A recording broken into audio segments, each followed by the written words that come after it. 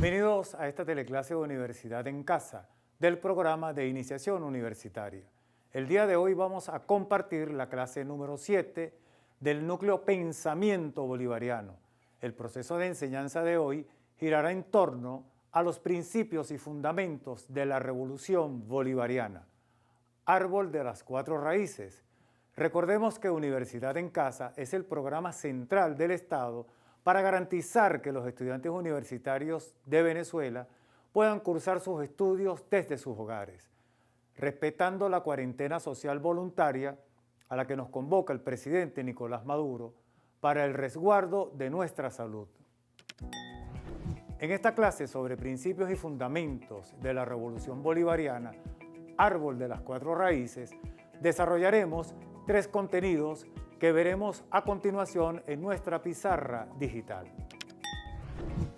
En primer lugar, identificaremos el marco ideológico de la Revolución Bolivariana. En segundo lugar, la importancia del pensamiento de Simón Bolívar como guía de ideas revolucionarias en Venezuela. Y como tercer y último punto, revisaremos la significación e impacto del árbol de las cuatro raíces en la actualidad universal. En ese orden de ideas, los objetivos principales de esta teleclase son: ¿qué significa el marco ideológico de la Revolución Bolivariana? ¿Qué implica la importancia del pensamiento revolucionario de Simón Bolívar en el ideario de libertad del siglo XXI? ¿Y qué significación tiene la influencia ideológica y política del árbol de las cuatro raíces? En consecuencia, vamos a nuestro primer momento. Hablar, digamos, de la oficialidad moderna. Hay que hacer un distanciamiento, ¿no? Una separación conceptual, epistemológica de lo que ha significado y significa la oficialidad que se va a inaugurar a partir de los años 70. En Venezuela, la Academia Militar de Venezuela estuvo signada por oficiales, por militares que respondían a estamentos sociales de la Venezuela de entonces. Es decir, sobre todo a partir del 23 de enero de 1959, cuando es derrocado el general Marcos Pérez Jiménez, en donde en consecuencia se va a inaugurar la llamada democracia representativa, también conocida como la Cuarta República. En ese sentido, los militares que ocupaban el puesto a desarrollar como gendarmes de la nación obedecían precisamente a estamentos establecidos o preestablecidos, pudiéramos decir desde una mirada intervencionista de los Estados Unidos, de la cual más adelante vamos a conversar al respecto. Pero quiero destacar, y es importante destacar, compañeras y compañeros, que ese marco de ideas que venía con una, repito, marcada influencia de la mirada norteamericana, hacía que era prácticamente de estos militares una suerte de consecución de políticas foráneas. Muy poco respondían a los intereses de la política nacional, por una parte, y por otro lado lo que buscaron fue, en principio, sostener el naciente régimen democrático, entre comillas, que se va a inaugurar en Venezuela a partir de 1958. Entonces, ¿por qué decimos que es que se establece, compañeras y compañeros, un paralelismo entre esa oficialidad que al menos hasta los años 75, 76, que es precisamente cuando va a ingresar esa oficialidad, pudiéramos decir encabezada por el entonces estudiante cadete Hugo Rafael Chávez Frías? Bueno, porque precisamente hay como una suerte de rompimiento de ese hilo que venía de aquellos militares que se preparaban para sostener un régimen democrático, repito, representativo o democrático entre comillas, y que por supuesto distaba mucho de las nuevas ideas que venían a fraguarse, que venían a consolidarse en el estamento de la idea de cambio político. Para nada se pensó por los líderes de entonces, incluso los líderes militares de entonces, que un grupo de jóvenes militares podían revivir, retomar, relanzar las banderas o el ideario de Simón Bolívar. En consecuencia, a raíz de la llegada del estudiante cadete Hugo Chávez y de aquella camada, aquel cúmulo de oficiales, se fue como que revitalizando la idea de retomar, repito, las banderas de la libertad. A partir de esto, esta joven oficialidad va a incorporar la figura el pensamiento de un Simón Bolívar de carne y hueso. Es decir, van a haber reuniones, va a haber una suerte de consenso, va a haber una suerte de reinterpretación de la mirada bolivariana, la cual se va a enquistar, pues incluso en la conciencia colectiva. De manera que estos oficiales comenzaron a verse incluso como una suerte de estudiantes extraños, ¿no? Que estaban como que sembrando o estaban plasmando una idea muy distinta a la cual se estaba acostumbrando. Pudiéramos hablar que estos estudiantes, esta joven oficialidad, va a irrumpir de una manera extraordinaria, porque entonces con esos postulados de hacer un Bolívar vivo, de un Bolívar existente, de un Bolívar palpable, de un Bolívar además que no estaba, repito, enquistado en los libros, sino que se podía reinterpretar y se podía repensar, entonces comienza a gestar una idea de cambio político, de idea de honor político, de honor militar incluso, que no respondiera estrictamente a la idea de estos conservadores de la llamada democracia representativa. Entonces, en consecuencia, vamos a encontrar a un Hugo Chávez que va creciendo con una idea de mantener la vigencia del pensamiento bolivariano. Pero ¿qué pasa con esto? ¿Qué significaba mantener la vigencia del pensamiento bolivariano? Sin lugar a dudas va a significar en consecuencia pensar que la posibilidad de recoger las banderas del siglo XIX, de ese glorioso siglo XIX venezolano, de recoger las banderas, de replantearse la idea de independencia, entonces no era algo lejano, era algo que había que tener una voluntad decidida y que, por supuesto, qué mejor escenario que la Academia Militar de Venezuela, en donde se forjan hombres útiles a la patria para cambiar esos sueños azules por sueños de libertad, y que esos sueños azules, por supuesto, se consolidaran con la idea permanente, con la idea firme de creer en una independencia posible, es decir, de plantear una segunda independencia que sí era necesaria y que tiene una vigencia importantísima. En consecuencia, compañeras y compañeros, ¿de dónde se va a arropar, de dónde se va a soliviantar la idea de independencia? Es decir, de segunda independencia. Bien, el teniente coronel o futuro teniente coronel, estudiante, ya capitán Hugo Chávez, ¿verdad?, egresado de la Academia Militar, ¿de dónde va a nutrir su enseñanza? De lo que él mismo va a considerar y va a definir como el árbol de las tres raíces. ¿Quiénes representan y por qué esta figura simbólica del árbol de las tres raíces? Porque establecer esa figura epistemológica significaba nada más que establecer una triada importantísima desde el punto de vista del pensamiento político, de lo que se quería hacer. Era pensar y repensar a Simón Rodríguez, era pensar y repensar a Ezequiel Zamora y, por supuesto, era pensar y repensar a Simón Bolívar.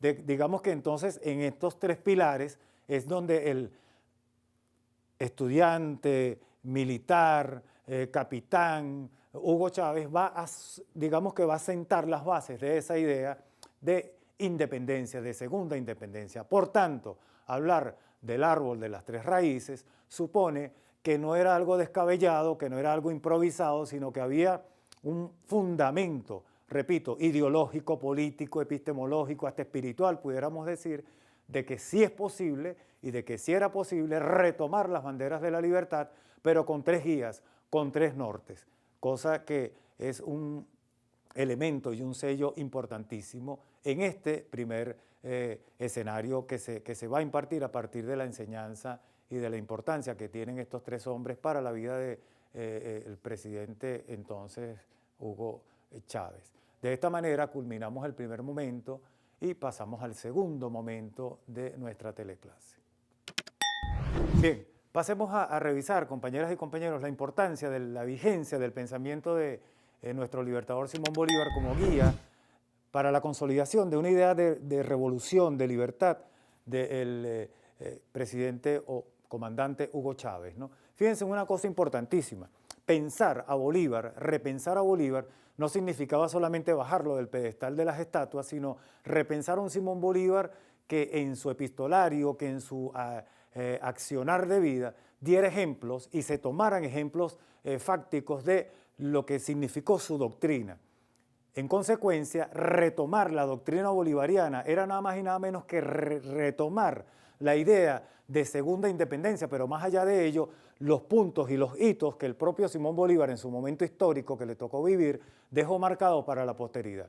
¿Qué significa esto? Que al hablar de una doctrina bolivariana, estamos hablando nada más y nada menos de esos elementos fundamentales de los cuales se va a nutrir Hugo Chávez para entonces hablar de un sueño bolivariano, de que un sueño bolivariano ya era posible, de que el sueño bolivariano separar, digamos deslastrar, quitar las ataduras, quitar los elementos oscuros, de que solamente Bolívar se iba a ver en los libros, de que se iba a ver en las estatuas, no, para nada. Hablar de un Bolívar en carne y hueso y retomar la doctrina bolivariana es sin lugar a dudas, es retomar esa doctrina antiimperialista con la cual Hugo Chávez va a consolidar su idea de segunda independencia.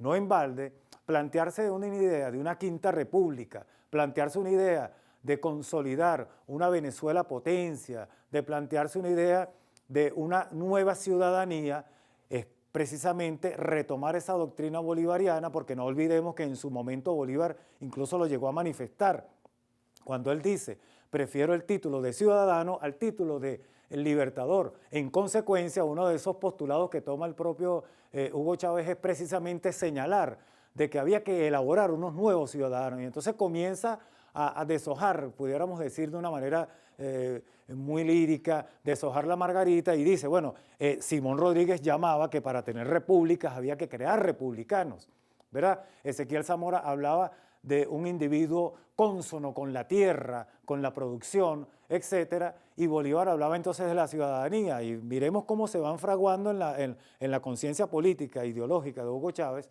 esas ideas del árbol de estas tres raíces en primera instancia. Entonces, ¿qué va a suceder?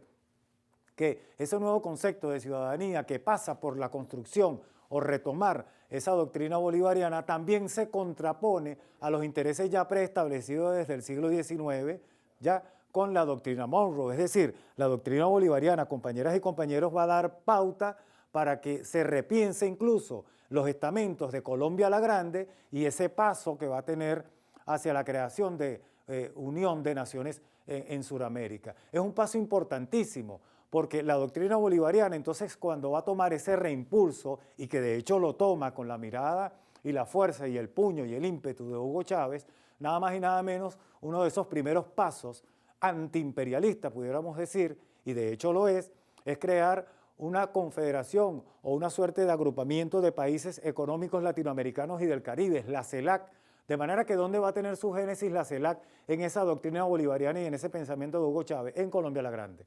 Es decir, en la Unión de Naciones que se había promulgado en el siglo XIX y que decía el propio Libertador, tenemos que estar unidos. La idea de la libertad es idea de unión. Pues presidente Chávez, Hugo Chávez, retoma esa idea, ¿verdad? Y dice, bueno, o el siglo XIX no nos puede agarrar o no puede culminar como esa desunión. Entonces, fíjense tanto tiempo que pasó, casi 200 años, para que se repensara en crear una unión de naciones. En la actualidad, no solamente existe la CELAC, existe UNASUR, ¿verdad? Existe el ALBA, es decir, esa doctrina bolivariana a la cual nos llamaba el propio libertador Simón Bolívar, es una reedición de Angostura, ¿ya? Es una reedición de fundar unas naciones que respondan a los intereses propios del continente suramericano. Pudiéramos parafrasear en consecuencia, ¿verdad? Y decir, y por eso le damos ese tilde, que va de Colombia la Grande a la CELAC o a UNASUR o a cualquier organismo o unificación de pueblos, de gobiernos incluso, que respondan, repito, a los intereses, porque es la única forma, es la única manera que se contrapone, ¿verdad?, a la doctrina Monroe, que tiene una vigencia, sin lugar a dudas, muy impactante. ¿Y dónde nosotros podemos encontrar, compañeras y compañeros, una reedición de la doctrina Monroe? Es evidente, porque al surgir una doctrina bolivariana, no esperemos que la nación del norte se vaya a quedar de brazos cruzados y no vaya a reeditar una visión de la doctrina Monroe. Tan vigente está la doctrina Monroe y el intervencionismo de Estados Unidos en el continente latinoamericano que solo basta mirar, hacer una pequeña revisión de los golpes de Estado que han habido en el sur. Nada más y nada menos que comenzando por la invasión a Cuba en los años 60, posterior el golpe de Estado en Chile, ¿verdad? Donde incluso cruento golpe de Estado donde logran asesinar al presidente Allende y así por el estilo. Después pudiéramos revisar incluso esa intervención de esa doctrina Monroe en Honduras, en Bolivia, hasta en caso venezolano lo vivimos en carne propia cuando en el golpe de Estado del 2002, ¿verdad? Todo este aparataje, todo este andamiaje era un claro significado de lo que impactaba con la llamada doctrina Monroe, de manera que es evidente que a la doctrina bolivariana le iba a surgir, se le iba a contraponer esa llamada doctrina Monroe. Pero hay un dato importantísimo que no podemos descuidar y no podemos dejar de lado, mis queridos compañeros y estudiantes. Yo tengo acá en este pequeño librito, que no por pequeño, no deja de ser importante, en donde este libro, ¿verdad?, que recoge y dice, intervenciones de Estados Unidos en América Latina y el Caribe. Es una cosa que vale la pena revisar. ¿Por qué? Porque este texto, ¿verdad?, nos comienza señalando en muy pequeñas letras, ¿verdad?, cómo desde 1820 esa doctrina Monroe 2022 ya estaba en vigencia. Pero además aquí hay algo importantísimo que lo va a señalar, y voy a citar a Simón Bolívar cuando él dice: jamás conducta ha sido más infame que la de los norteamericanos con nosotros. Esto lo está diciendo Bolívar en pleno acontecimiento. Por eso decimos que ante la doctrina bolivariana, ¿qué se le va a superponer? Se le va a superponer la doctrina Monroe. Y vemos cómo se materializa en los golpes de Estado. En los golpes de Estado, por una parte, golpes de Estado que se dan de carácter militar, pero también el intervencionismo de la doctrina Monroe pasa por la incursión de lo económico, de lo ideológico, de lo cultural. La gran amenaza incluso que logra percibir Hugo Chávez, ¿verdad?, es tratar de deslastrarnos de una cultura implantada, de una cultura impuesta que se contrapone a la cultura originaria nuestra. Y entonces la idea del árbol de las 4 raíces y de las 3 raíces en primera instancia, que nos está diciendo que lo venezolano es lo primero, que lo latinoamericano es lo primero, y que por supuesto nosotros no es que estamos negados a asumir culturas foráneas y nada por el estilo, por el contrario, puede haber una coexistencia, lo que no puede haber es una suplantación de una cultura por otra. Entonces, esas invasiones que, repito, que se dan desde un punto de vista militar, como los golpes de Estado, también se dan desde un punto de vista cultural. Entonces, fundamentado en esa idea, la doctrina bolivariana es necesaria. Es decir, para que Venezuela, América Latina, este continente tenga una idea clara de su libertad, tiene que volver a sus originarios, tiene que volver a sus pensadores. Es decir, tiene que volver, en 2 términos, a los fundadores de la República. Y volver a los fundadores de la República no es otra cosa que repensar, releer, cosa que demostró Hugo Chávez con esa oficialidad muy joven, ¿verdad? Que si ellos fueron capaces, además de leer, releer, repensar, bajar a los libertadores y al propio libertador Simón Bolívar de ese pedestal, de esa estatuilla que estaba allí, y colocarlo a la par, en paralelo, horizontal con nosotros, entonces era posible y es posible repensar en una idea de libertad, de iniciación, de cultura, de entendimiento global. De esta manera culminamos con el segundo momento y daremos paso al tercer y último momento. Bien, compañeras y compañeros, entonces hablaremos de la significación y el impacto del árbol de las 4 raíces. Ya veremos que son 3 en primera instancia y cómo se incorpora una 4ª raíz a este pensamiento universal en la Venezuela de hoy. En este texto, en esta pequeña revista, ¿verdad?, que muestra dónde se va a originar en primera instancia el juramento de esta nueva oficialidad, de esta moderna oficialidad encabezada por Hugo Chávez. Es el Samán de Güeres, ¿verdad?, donde ellos juran, ¿no?, por segunda vez, o por ese cariño a la patria, donde juran en nombre de Dios, en nombre de Simón Bolívar, en nombre de Simón Rodríguez y de Ezequiel Zamora, reinstitucionalizar la República, ¿no?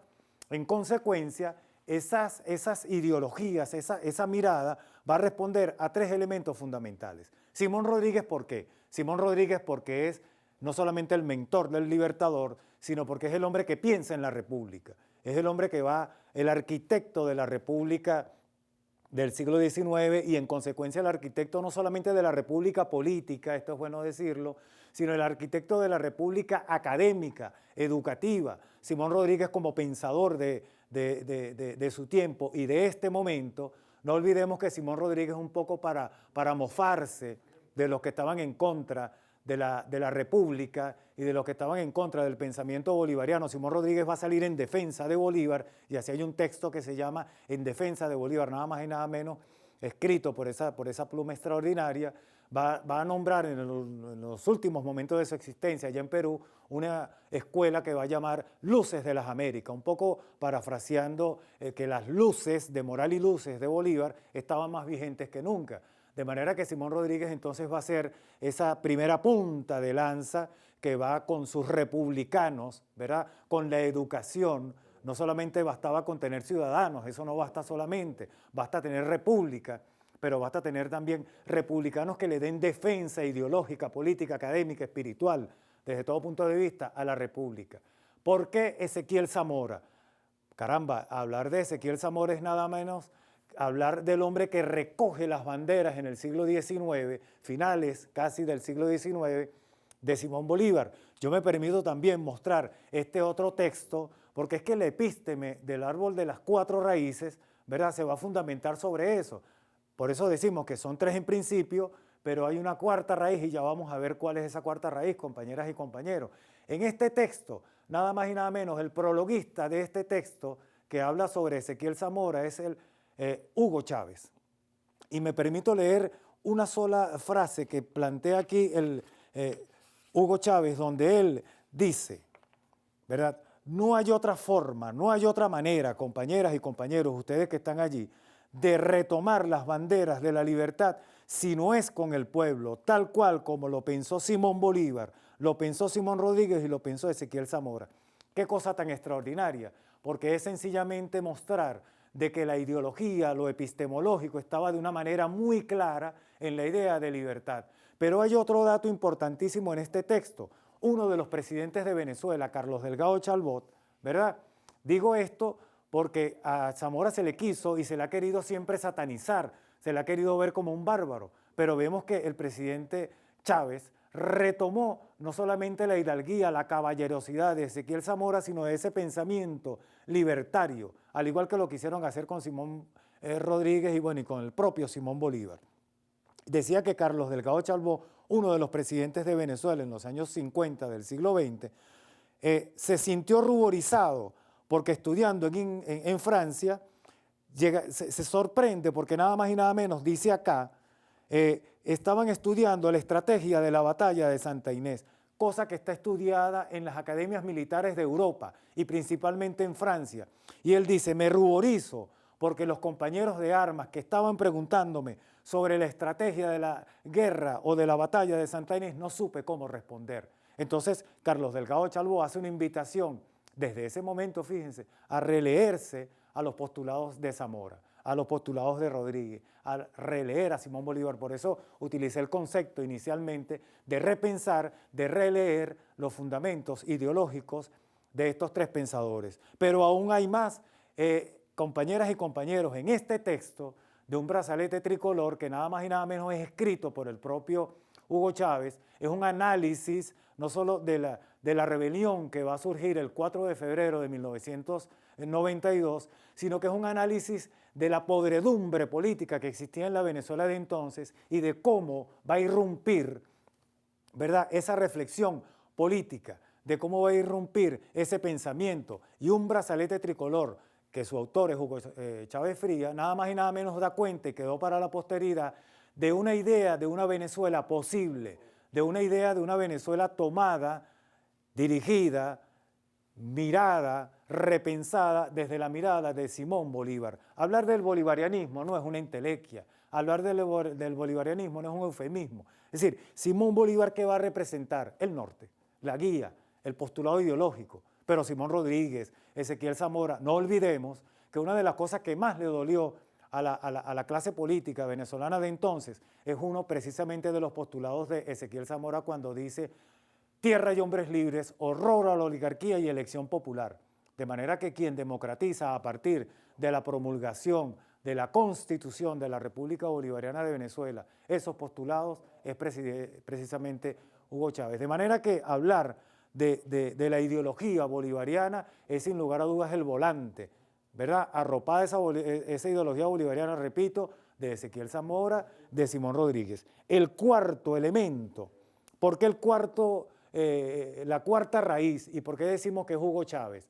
Precisamente a raíz de la triste muerte, pues lamentable muerte del presidente Chávez, ¿qué va a suceder? Que quedaron sus postulados, queda su vigencia. Y si decimos, ¿verdad?, de una manera muy hidalga que Chávez, y así lo es, recoge las banderas de los pensadores, recoge la idea del libertador Simón Bolívar, recoge la idea de pueblo, esto es importante, recoge la idea de la institucionalidad, de releer incluso las páginas de la historia para que nos demos cuenta de lo importante, de lo hermoso, de lo trascendental, de lo imprescindible que es nuestra historia patria. Por supuesto, Hugo Chávez entonces pasa a ser ese cuarto pilar en la formación del pensamiento y del árbol de las cuatro raíces de ese pensamiento bolivariano tan necesario para el día de hoy. De manera que, comenzando desde las tres raíces y vemos que con Hugo Chávez se completa esa cuarta raíz, es sin lugar a duda un pensamiento, una idea, una formación de ideario político, libertario, emancipador, muy necesario en la Venezuela de hoy. Bien, es importante, compañeras y compañeros, que establezcamos el hilo conductor que existe entre Simón Bolívar, Hugo Chávez y viceversa. Es decir, ¿por qué Hugo Chávez retoma las banderas de la libertad? Miren, hay que estar y hay que ser responsable en esto, ¿no? Con Hugo Chávez es que se comienza a repensar la historia, a releer la historia. Fue como una suerte, y es como una suerte de sacudón que se da en el estamento incluso académico del país, porque hablar de Bolívar significaba, repito, solamente fechas. No, con Hugo Chávez se llegó a interpretar, se llegó a releer la historia, se llegó a vivir en carne propia lo que significó la gesta emancipadora. De hecho, nuestros íconos, nuestra simbología histórica vino a representar y viene a representar todo un estamento de ideario colectivo en que nosotros vemos ya incluso a nuestros niños ya trajeados de libertadores, ¿no? Vemos una nueva manera de edición de textos que hablan sobre la historia, vemos una nueva forma de respetar y de querer nuestra historia, compañeras y compañeros. De esta manera hemos desarrollado esta teleclase de Universidad en Casa con el tema número 7 denominado Principios y Fundamentos de la Revolución Bolivariana, Árbol de las Cuatro Raíces. Es buen momento para que vayamos a nuestra lista de cotejo para identificar los contenidos aprendidos durante la clase de hoy. Hoy aprendimos a reconocer el marco ideológico de la Revolución Bolivariana. Aprendimos a identificar la importancia del pensamiento de Simón Bolívar como guía de ideas revolucionarias y también aprendimos sobre la influencia ideológica, política y espiritual del árbol de las cuatro raíces. En nombre de todo el equipo de Universidad en Casa, ha sido un placer compartir la teleclase de hoy con todas y todos ustedes, estudiantes universitarios que están allí en sus hogares. Recuerden que deben comunicarse con sus profesores o tutores en su universidad con el objetivo de recibir actividades de evaluación correspondiente, profundizar en los temas abordados el día de hoy y no olviden seguirnos por nuestros canales de Telegram y YouTube, Universidad en Casa, y bueno, hasta una próxima clase.